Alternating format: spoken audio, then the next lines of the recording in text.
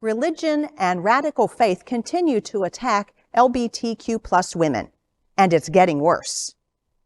Throughout the majority of Christian history, most Christian theologians and denominations have considered homosexual behavior in men and women as immoral or sinful.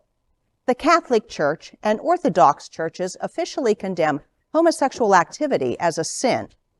The Greek Orthodox Archdiocese lists homosexuality along with fornication, adultery, and more because of the thinking that homosexuality breaks up the institution of marriage and family.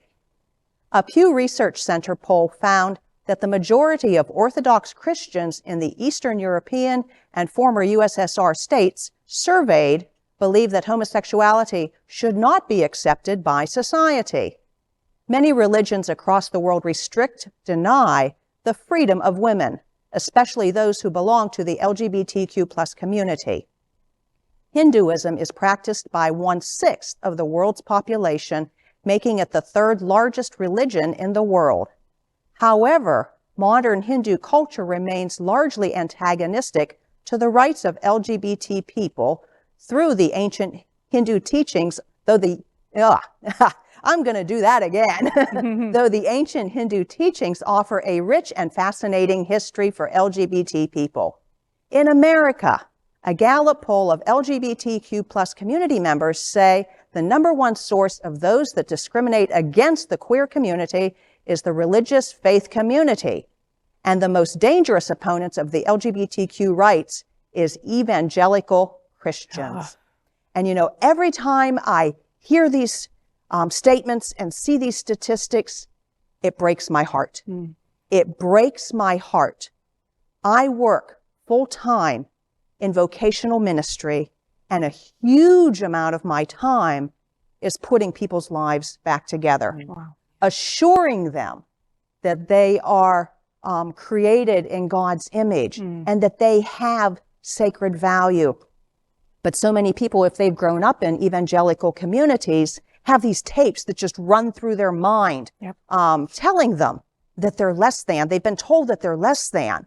And it's so hard to get beyond that. And sometimes, honestly, I don't know what to do. You truly don't know what to do to help some of these folks.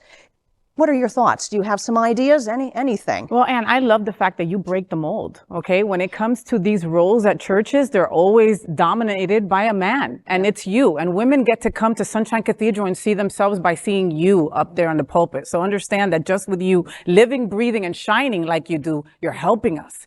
You know, it's sad that many of us, my wife is one of them, you know, she was brought up Catholic, so she has PTSD from stained glass windows. Okay? Not uncommon. And it took years for me to work on that to get her to come to a spiritual community that welcomed her. We come from a world where every church in front of their door, it says all are welcomed. And that is the biggest BS I've ever seen. Because it's like all are welcome except you. You know who you are. You know? And you know, I think it's a completely, you're losing out on the beautiful people of our community that want religion. Jasmine, what do you think? I was watching a TikTok the other day that talked about how many cultures in their ancient history revere people of multi-genders. So there are some Mexican communities, Hindu communities, indigenous communities that have up to 6 genders. And those people are the people that were seen as gods, you know, in their society. So it's like how far we've come that the gods among us are the people that we're mistreating. I come from a very Christian household, and one story that always sticks out to me is be careful how you treat people, because you could be entertaining angels and you don't even know it. Book of Hebrews. And I think about that all the time. That's like our trans folks, like when they make it to the pearly gates, how many cis people, it'll be like, I'm actually the God here and you can't get in. Right? Like I'm sorry, no offense to the heteros, but I'm just saying, like, you know, how many of our, we believe that. No, and you would put people are godly, are otherworldly.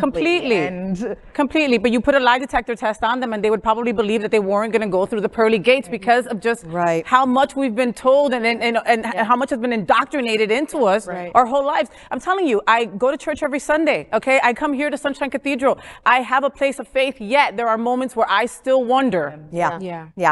if when that time comes, if they will be allowed in. And that is messed up. Yeah, and it starts from childhood as well, yeah, because I remember even coming off the bus when I was in middle school, and there were people holding up "God hates fags" signs as we came off the school bus. So even just having a place for kids and up to go, I admire you and what you do. So thank you for that. Yeah. Thank you. I mean, when my wife and I were looking for faith for our daughter, to raise our daughter, we ended up leaving the Catholic faith and going to Episcopalian, and Great. they're welcomed. Beautiful. Yes. Anne says that's okay, so you're good. We're okay. Speaking of children, LGBTQ plus news is vital for our community and for the broader world as a whole. We have enough enemies at Fox News. Tucker, Sean, and Lara are loud. We need passionate allies. Happening Out television network, Queer News Tonight, and It's Happening Out are literally out of the closet and into the headlines. Our community needs your support. Like this broadcast and subscribe now to ensure the growth of the entire LGBTQ plus community.